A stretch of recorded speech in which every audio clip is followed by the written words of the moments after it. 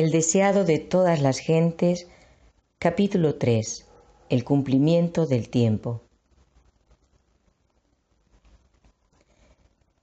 Cuando vino el cumplimiento del tiempo, Dios envió a su Hijo, para que redimiese a los que estaban bajo de la ley, a fin de que recibiésemos la adopción de hijos. La venida del Salvador había sido predicha en el Edén. Cuando Adán y Eva oyeron por primera vez la promesa, esperaban que se cumpliese rápidamente. Con gozo dieron la bienvenida a su primogénito, esperando que fuese el libertador. Pero el cumplimiento de la promesa tardó. Los que la recibieron primero murieron sin verlo. Desde los días de Enoc, la promesa fue repetida por medio de los patriarcas y los profetas, manteniendo viva la esperanza de su aparición. Y sin embargo, no vino. La profecía de Daniel revelaba el tiempo de su advenimiento, pero no todos interpretaban correctamente el mensaje. Transcurrió un siglo tras otro, y las voces de los profetas cesaron.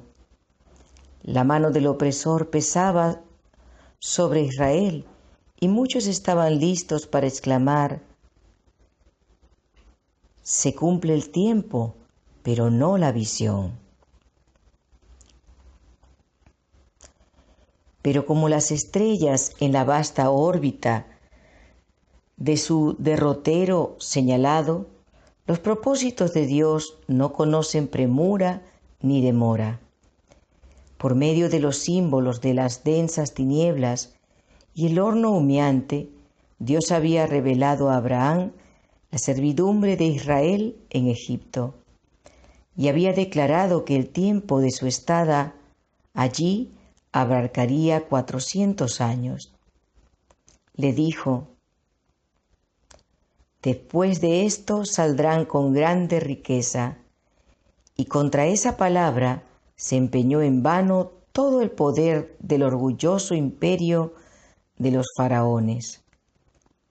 En el mismo día señalado por la promesa divina, todas las huestes de Jehová salieron de la tierra de Egipto.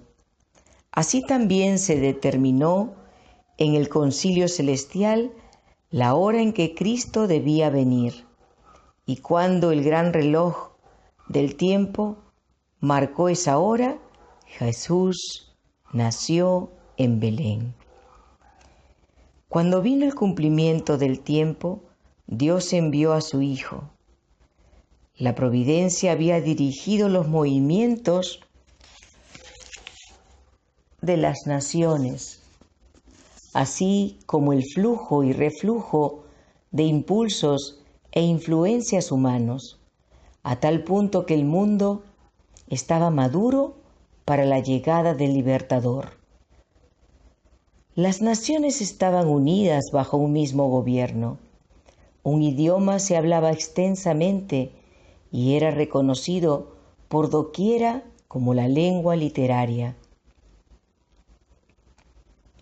De todos los países, los judíos dispersos acudían a Jerusalén para asistir a las fiestas anuales, y al volver a donde residían, podían difundir por el mundo las nuevas de la llegada del Mesías.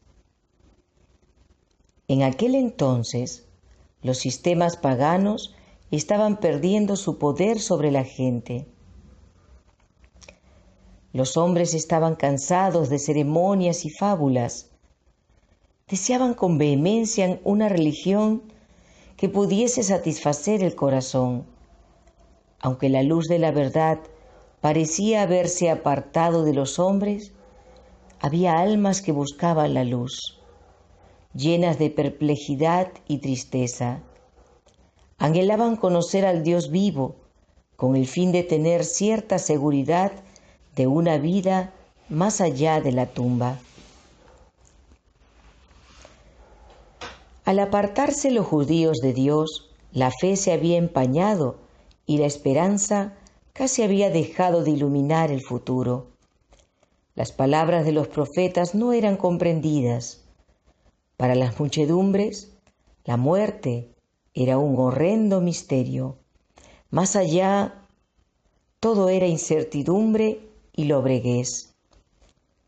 No fue solo el lamento de las madres de Belén, sino el clamor del inmenso corazón de la humanidad, el llevado por el profeta a través de los siglos. La voz oída en Ramá, grande lamentación, lloro y gemido, Raquel que llora a sus hijos y no quiso ser consolada porque perecieron. Los hombres moraban sin consuelo en región y sombra de muerte.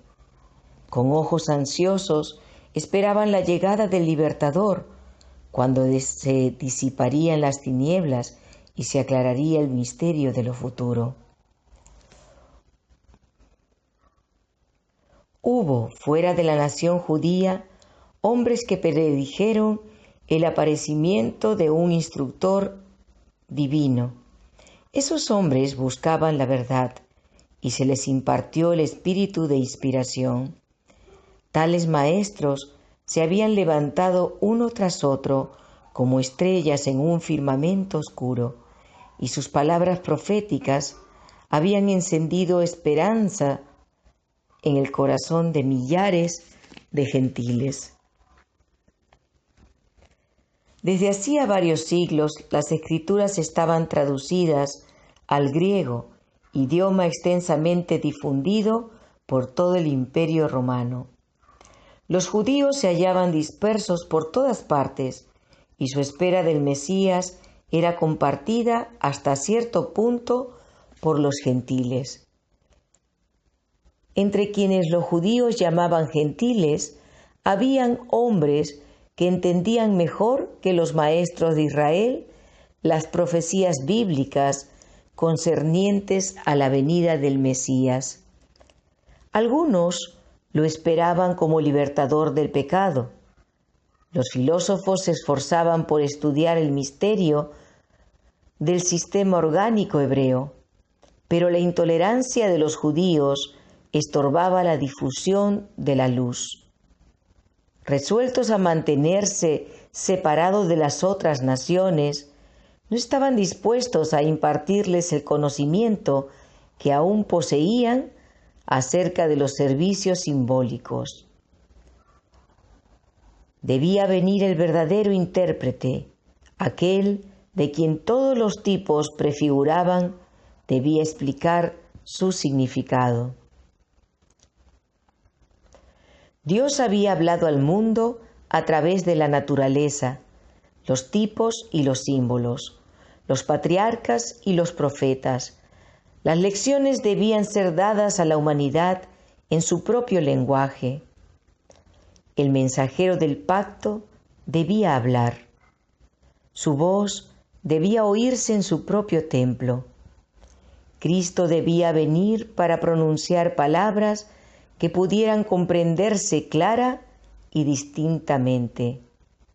Él, el autor de la verdad, debía separar la verdad del tamo de los acertos humanos que habían anulado su efecto. Los principios del gobierno de Dios y del plan de redención debían ser definidos claramente. Las lecciones del Antiguo Testamento debían ser presentadas plenamente ante los hombres. Sin embargo, entre los judíos quedaban almas firmes, descendientes de aquel santo linaje por cuyo medio se había preservado el conocimiento de Dios.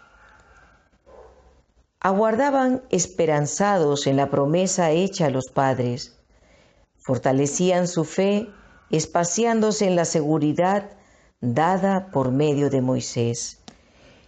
El Señor vuestro Dios os levantará profeta de entre vuestros hermanos, como a mí. A él oiréis en todas las cosas que os hable. Además, leían que el Señor iba a ungir a uno para predicar buenas nuevas a los abatidos, vendar a los quebrantados de corazón, publicar libertad a los cautivos y promulgar el año de la buena voluntad de Jehová. Leían cómo pondría justicia en la tierra y las islas esperarán su ley, cómo los gentiles andarían a su luz y los reyes al resplandor de su nacimiento. Las palabras del moribundo Jacob los llenaban de esperanza. No será quitado el cetro de Judá, ni el legislador de entre sus pies, hasta que venga Silo. El desfalleciente poder de Israel atestiguaba que se acercaba la llegada del Mesías. La profecía de Daniel describía la gloria de su reinado sobre un imperio que sucedería a todos los reinos terrenales. Y decía el profeta: permanecerá para siempre. Aunque pocos comprendían la naturaleza de la misión de Cristo, estaban muy difundida la expectativa de un príncipe poderoso que establecería su reino en Israel y se presentaría ante las naciones como un libertador.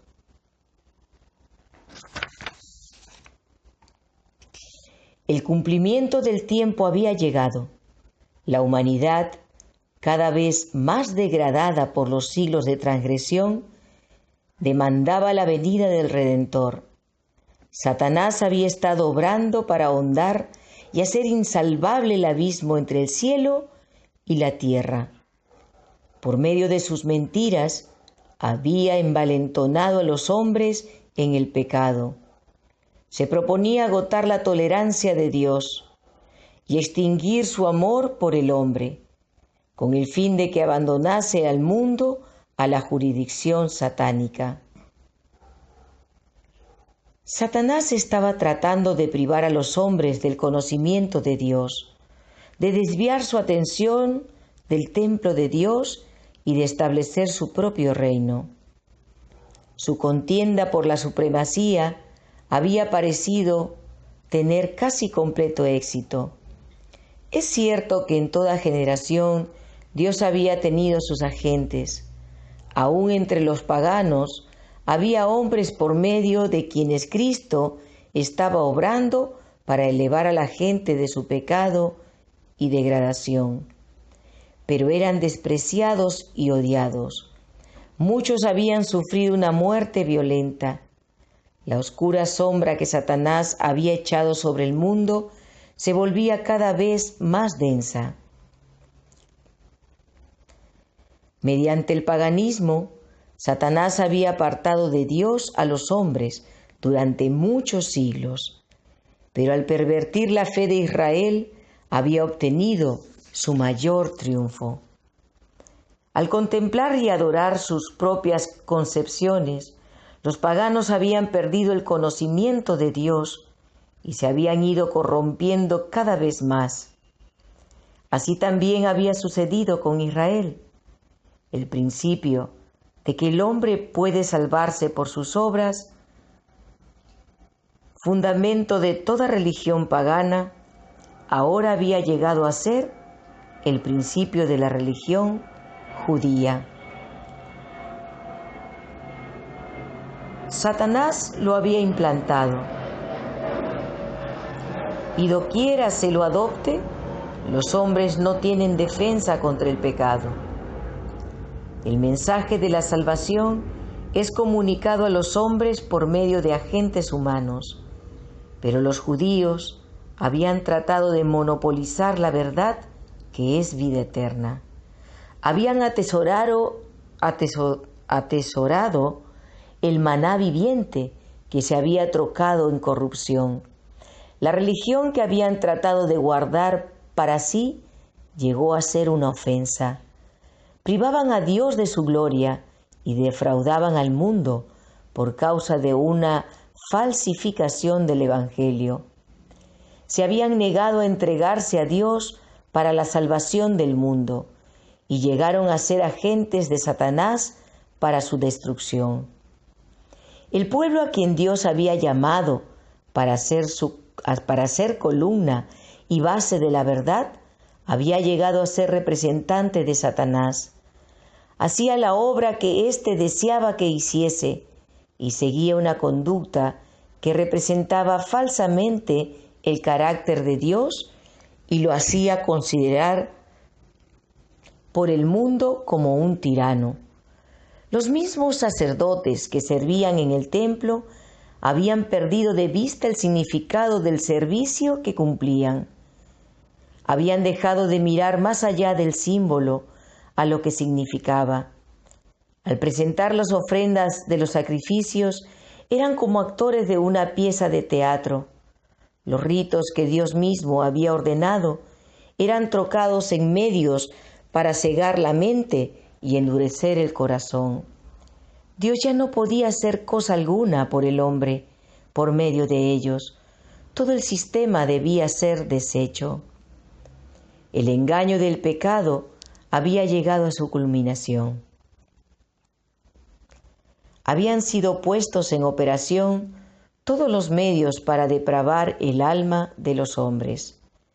El Hijo de Dios, mirando al mundo, contemplaba sufrimiento y miseria. Veía con compasión cómo los hombres habían llegado a ser víctimas de la crueldad satánica.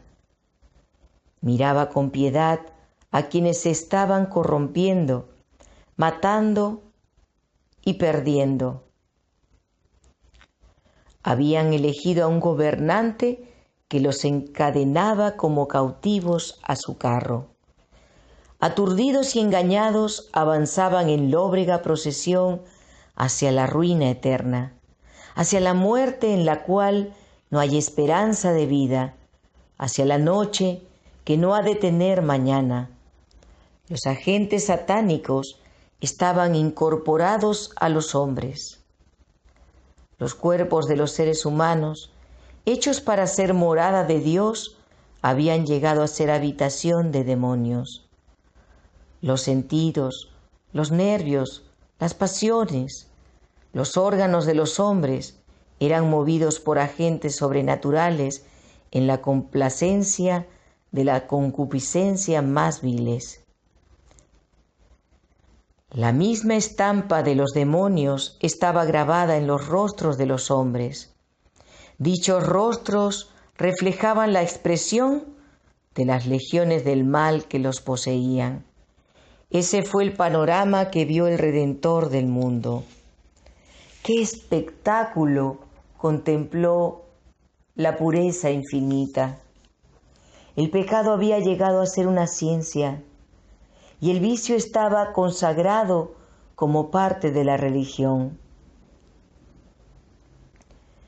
La rebelión había hundido sus raíces en el corazón y la hostilidad del hombre contra el cielo era muy violenta. Se había demostrado ante el universo que aparte de Dios, la humanidad no puede ser elevada. Un nuevo elemento de vida y poder tiene que ser impartido por quien hizo el mundo. Con intenso interés, los mundos que no habían caído miraban para ver a Jehová levantarse y barrer a los habitantes de la tierra. Y si Dios hubiese hecho eso, Satanás estaba listo para llevar a cabo su plan de asegurarse la obediencia de los seres celestiales.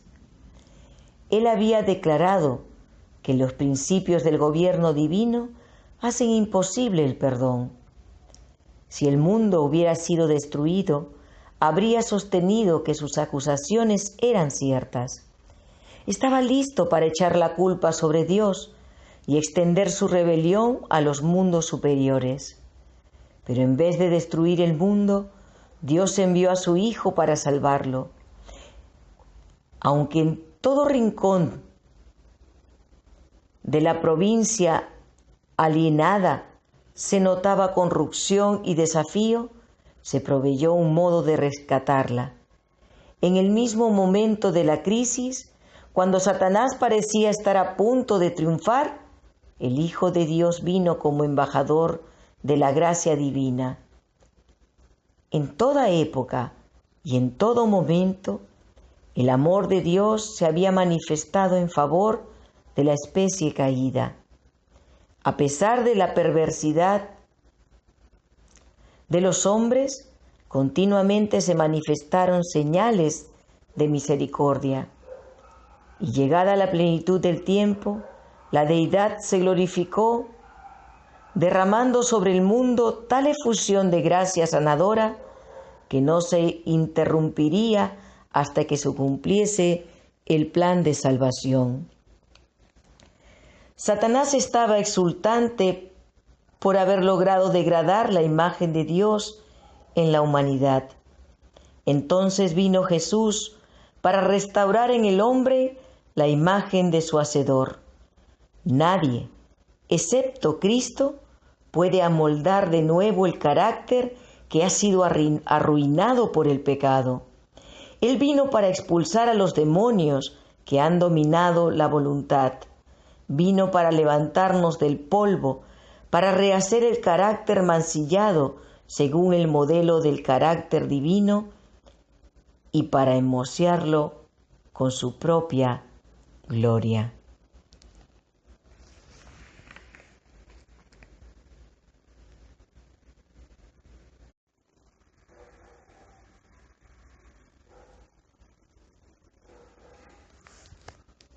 El deseado de todas las gentes, capítulo 3.